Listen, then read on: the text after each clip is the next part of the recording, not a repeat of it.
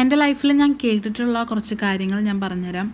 നീ തടി വെച്ചല്ലോ, അല്ലെങ്കിൽ നീ തടി കുറഞ്ഞല്ലോ, ഓഫ് എന്തൊരു തടിയാണ് വെച്ചേക്കുന്നത്, എന്താ വണ്ണം കുറയ്ക്കാൻ നോക്കുന്നതാണോ, അങ്ങനെയൊക്കെ ചോദിച്ചിട്ട് തടി വെച്ചാലും വെച്ചില്ലെങ്കിലും കുഴപ്പം, മനഃപൂർവ്വം, അതായത് മനഃപൂർവ്വം ഒരാളുടെ മെൻ്റൽ ഹെൽത്ത് അല്ലെങ്കിൽ ഒരു കോൺഫിഡൻസ് കളയാൻ വേണ്ടിയിട്ട് ചെയ്യുന്ന ഒരു പരിപാടിയാണ് ഈ ബോഡി ഷേമിംഗ് എന്ന് പറയുന്നത്.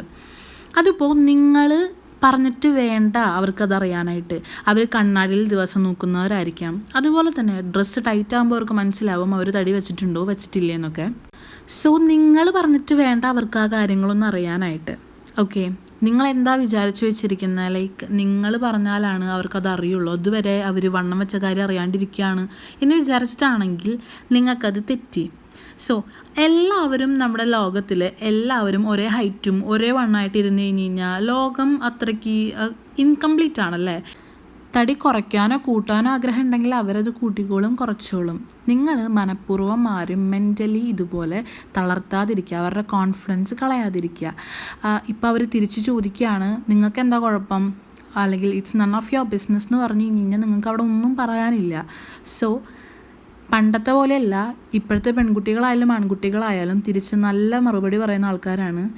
ഇനിയെങ്കിലും ആരെ വേദനിപ്പിക്കാതിരിക്കുക ഇങ്ങനെ ബോഡി ഷേമിങ് ചെയ്തിട്ട്.